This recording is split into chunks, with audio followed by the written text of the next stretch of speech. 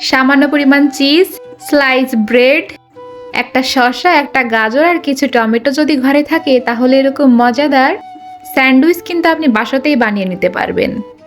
চলুন কথা না বাড়িয়ে আপনাদের সাথে ভিডিওটা শুরু করা যাক। হ্যালো এভরিওয়ান, আসসালামু আলাইকুম, welcome back to my new another video. I am ইমা ফ্রম ইমাস ডেইলি লাইফস্টাইল।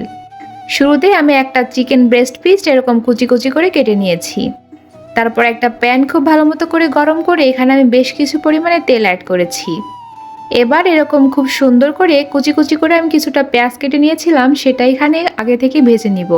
পেঁয়াজটা যখন এরকম ভাজা হয়ে যাবে তখন আমি এখানে 4-5টা কাঁচামরিচ কুচি কুচি করে অ্যাড করব।